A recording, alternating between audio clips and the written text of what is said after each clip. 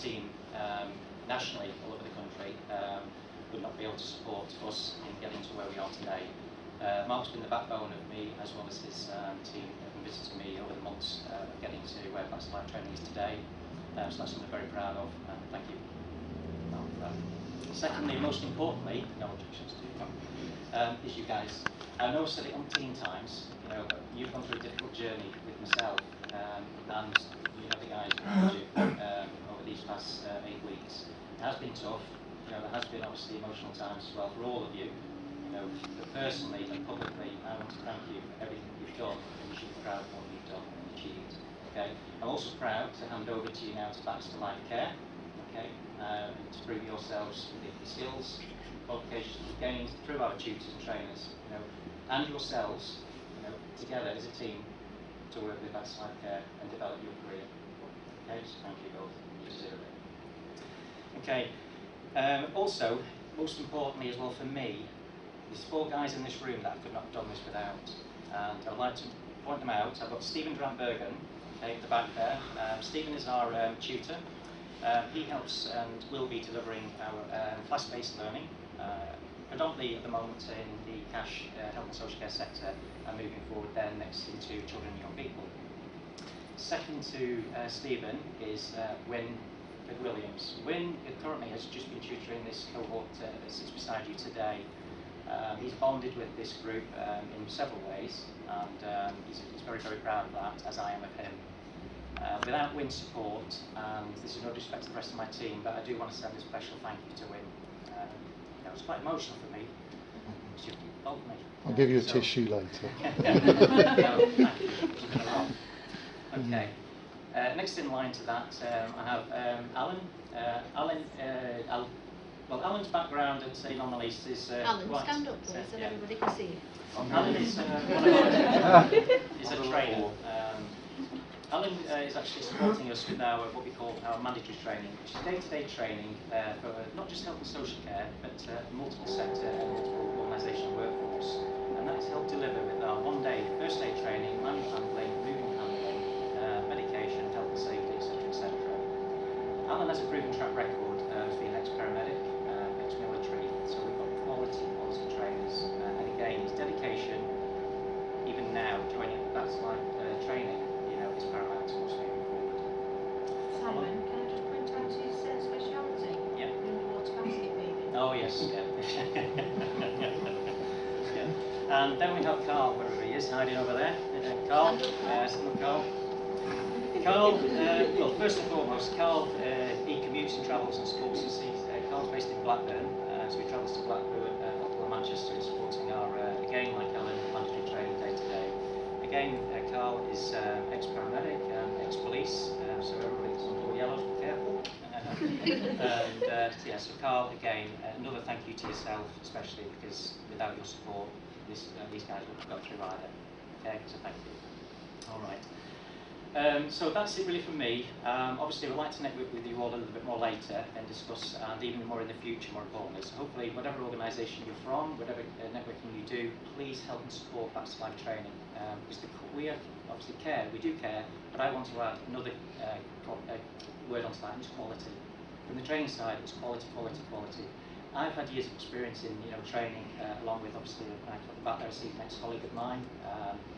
But I've seen quite a lot of damaging reports and training providers and associations. But walking into Baxter Life Care, Dean and Bev, the founders of Baxter Life Care, they've supported me also, not just with Baxter Life Training, but in previous networking with them. And I stand by with their quality. It's there. What they say is quality out there, and I want to replicate that through the training arm. So please promote it, because we don't want to be the biggest. We don't want to be the best. We just want quality and feedback. Want to be the best. Yeah. But so please help support Baxter Life Training.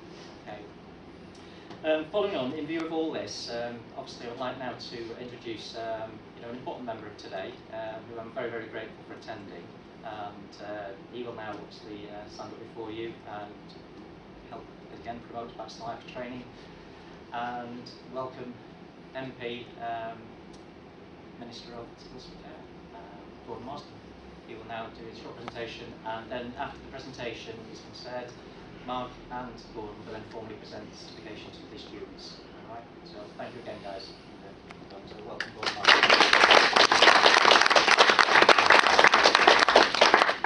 Well, thank you very much for the introduction, Mark, and Simon.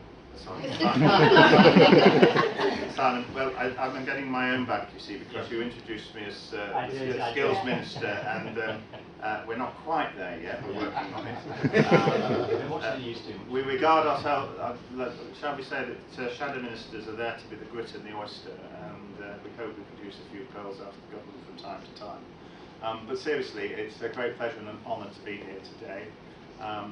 Not least indeed to be in this building, which I've been in many times, and this building is a tribute to the values of enterprise and initiative, and indeed to the values of the local authority in terms of supporting that. And I'm so therefore very pleased indeed to see Jeff Reeves and my council colleague, Councillor Mark Smith, who's a cabinet member in this area here today.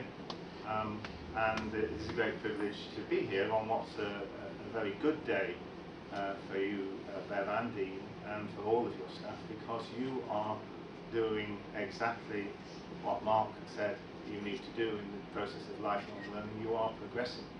And you are progressing not just your business, and small businesses, as we all know, are crucial to the lifeblood of Blackpool, but you are also progressing people. And progressing people is one of the key issues that we have to face in 21st century Britain, and particularly in 21st century Blackpool. Because Blackpool, like 21st century Britain, very often has over the years lived on its wits, lived on its patter, lived on an amazing collection of things that people can do here and enjoy themselves with. But Blackpool also needs to develop its skills in the people business, and we're fantastic at people business naturally, but we also need to progress that in a systematic and thoughtful way. In the area in which you have chosen to operate, both Bev and Dean and their team and the people who very shortly are going to get their level 2 awards, is a fantastically important area for 21st century Britain. And I just want to illustrate that by a couple of statistics and a personal story. The statistics are, of course, that over the next 15 to 20 years, more and more people will be working not in large organisations, but in smaller businesses. Small businesses have always been absolutely crucial to us in Blackpool. We haven't always called them that, we haven't always branded them as such, but they have been absolutely crucial. And people in Blackpool have often thought of small businesses simply in terms of hotels and tourism-related tourist industries, and those are very important, I'm not saying they're not. But the ability for those people skills which people in Blackpool and the surrounding area have honed over decades in the tourism industry, in the visitor economy, are also skills that are hugely valuable for the people who live here. So that's the first point to make, the sheer number of people in Blackpool who are involved in small businesses. The second, of course, is the demand, and the demand is huge. The statistics in 2010 said that more than 5 million people had identified that they had social care needs. That figure has gone up quite considerably since, and will continue to go up. And the reasons are very simple and very straightforward. They are, first of all, that although many of us may be living longer, we aren't necessarily living healthier. That's the first point. The second, of course, is that the world we live in and the situations, complex work-life balances that we live in, have meant that with the best will in the world, some families and some neighbours have not been in the position to provide all the sort of informal support which they would have done 40 or 50 years ago. And of course the third reason is that while people are living longer and not necessarily healthier, and of course at the other end of the spectrum, have much more complex needs, because when you go out to work, people have much more complex work-life balances, they need more support in the early years, and everything that we know is now really important about the early years. The third reason is that we simply don't have enough people out there with the necessary skills to deal with the complex issues which we now recognise that people have. They don't just have, think of the issue of disabilities. If you'd walk down the street, say 30 or 40 years ago, and talk to people about disabilities or disabling conditions, people would have had a mental image of someone in a wheelchair. We know now today, of course, that is, although that stereotype still exists and sometimes causes problems, we know now that that is only a small part of the picture. 9 out of 10 people with disabilities are not in a wheelchair. And disabilities come in all forms, shapes and sizes, and support for people in all forms, shapes and sizes. So the development of a professional, supportive, human, I make these 2 points important today, because supportive and human don't always go with professional, is absolutely crucial. It's crucial to the people who are going to depend on those people. And it's also crucial, frankly, to our economy for the future. One of my roles as a shadow minister, shadow skills minister, is to be shadow minister for apprenticeships. And you will probably know the government, quite rightly, although we disagree with them from time to time about some of the details and some of the funding. And there's a big debate going on at the moment about how we fund apprenticeships and the apprenticeship levy. But the one thing I think we're all absolutely agreed on is the key importance of apprenticeships for the future. Because for too long, people have been siloed into you're either academically bright or possibly professionally bright, or you do those other sorts of jobs where you pick it up as you go along. And we got by as an economy, as a society, so-so on picking it up as we went along. But we can't get by in that way. We're working in a 21st century world where we need more and more skills. So it is really important to think about apprenticeships in the areas of social care, because again, just as there was a stereotype 20, 30 years ago, we talked about people with disabilities, people thought of a wheelchair. Today there's still a bit of a stereotype out there when we say think about apprenticeships, or indeed the qualifications that sort of go with them, like level 2 and level 3. There's still, if you went down the street tomorrow, not necessarily in Blackpool, you went down the street and said, what's your mental image of an apprentice? And they'd probably say, oh, someone who's working at PAE systems, or someone who's doing something high-tech, or maybe something engineering work. Now, don't get me wrong, I'm not putting down, those traditional and indeed the high-tech processes. But in terms of the sheer numbers of people that we need to be apprentices at all ages, in terms of what we need them to do in the economy, we will not live as a nation. We will not prosper as a town like Blackpool unless we give full value to training and skills and progression in the service sectors.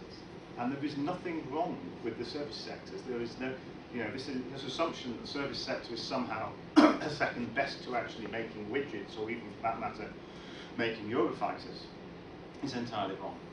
Because it's a people business, we are going to need to employ more and more people in people businesses as automation takes over many of the manufacturing processes. So the combination of skills and people skills, what sometimes people call soft skills, is going to be absolutely crucial.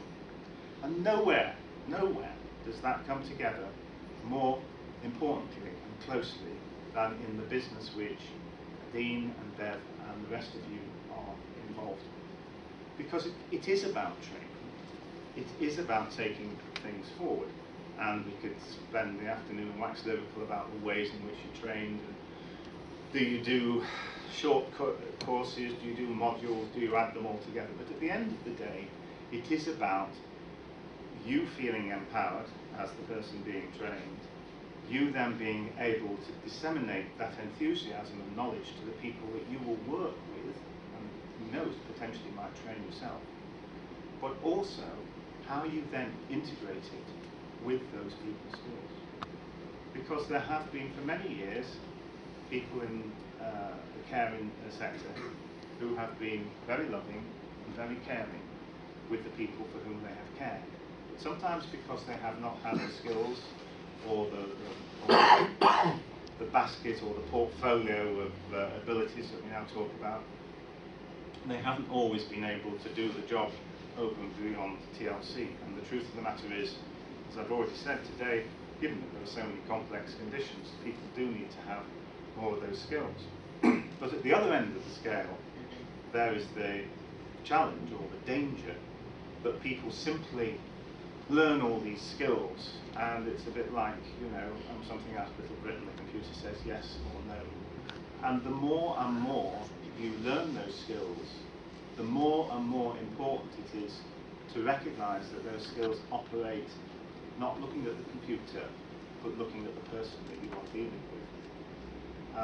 And many of us have had experience in our own families of members of our families who've had to be cared for. And I had that experience with my mother, who had very severe osteoporosis for a long period of time, and was cared for, as so many people are, as you well know today, informally by my father. And sadly, like a lot of carers, it took a lot out of him, and he ended up dying before my mother. Carers often do.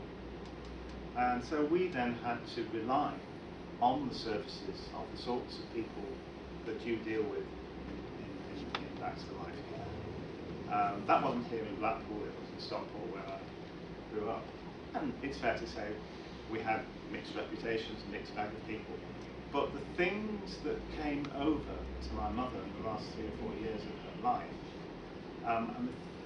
was, yes, making sure that she could be a bit time wanting this here and there and everywhere in the first half hour or whatever. But the things that came over and mattered to her were people engaging with her as a person. And actually, I think you made this point, Mark, that actually, if you're doing that job well, and if you're open to people, no matter how tiring the day, whatever the work-life balance, or if the kids have been screaming before you left the house or whatever, you will learn an enormous amount. And you will learn from the people that you look after, you will learn about their life stories, you will learn about how they want to be valued as human beings. And of course, that doesn't pay the rent, and you need to be properly paid, and you need to have, but it is, when it comes right, it is a very rewarding thing. I always remember at my mother's funeral that 3 of the people who had been her significant carers for the last 6 months of her life came to the funeral and said that they had got as much out of my mother as they hoped she had out of them. And I'm not suggesting that means you've got to go off to funerals every week. But I'm just saying, I think in all the stuff, very important stuff about training, and there were some very big issues about progression in the social care industry, and we need to get more and more people to want to progress. But at the end of it all, it comes back to doing their professional job in a very human way.